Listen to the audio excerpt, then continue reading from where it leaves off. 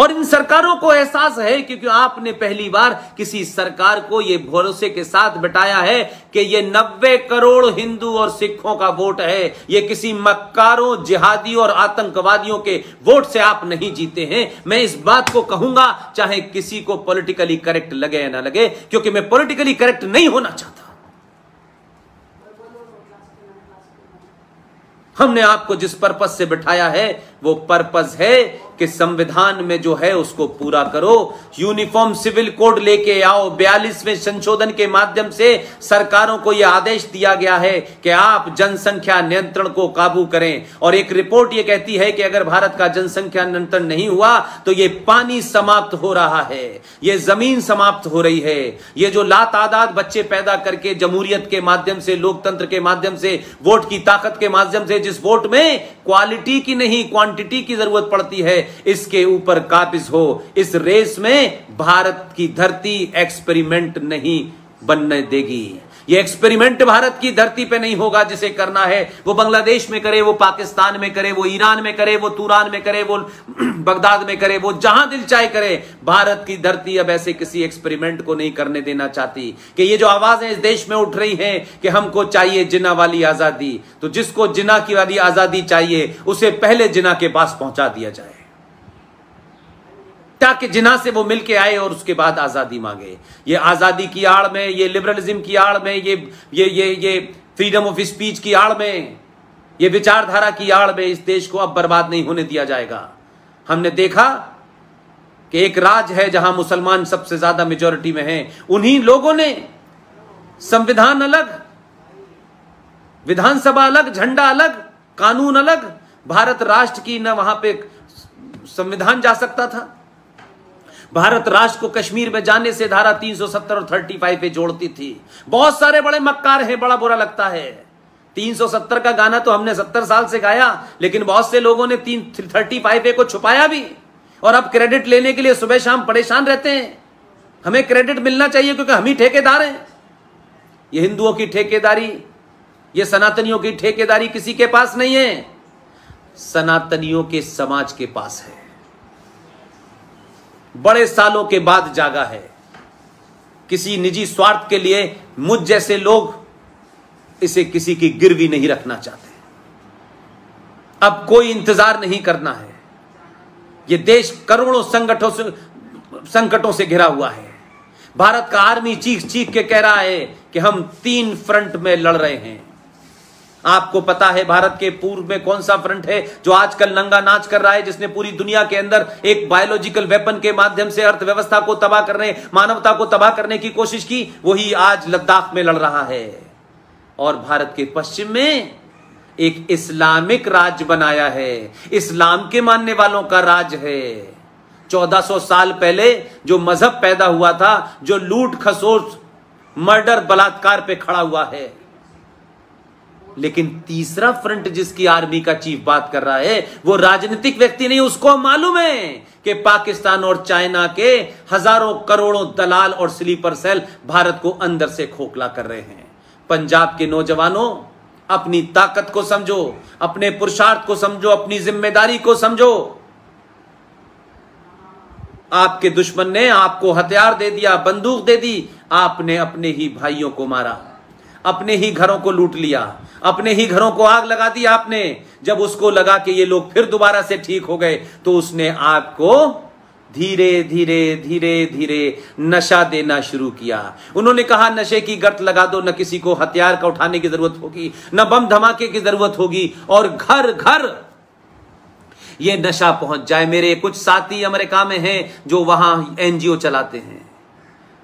मैं उनके साथ जब गया तो पंजाब में एक कहानी सुनकर के मैं दहल गया।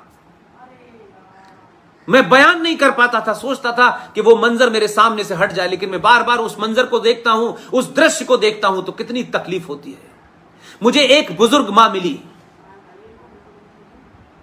उस बुजुर्ग मां का बेटा नशे की वजह से मर गया। उस बेटे का एक बेटा था और घर में कोई नहीं था। उस मां ने हमसे कहा, बूढ़ी मां जिसने इस देश का पार्टीशन देखा, सबको मरते देखा, लाशों के बीच में अपने आप को सोते हुए देखा, और वहां से खड़े होने के बाद एक आजाद भी देखा और पंजाब भी देखा। पंजाब ने तमाम ग्रीन रेवोल्यूशन से लेकर तमाम चीजें देखी, लहलहाते खेत देखे, लेकिन उसी मां को जिंदा रहना पड़ा इस दिन देखने के लिए। उसने बताया कि मेरा अपना बेटा नशे की हालत में था, बीवी शादी भी हो चुकी थी, बच्चे भी थे, पत्नी इस गम में मर गई कि उसका पति जवानी में नशे की वजह से मर गया।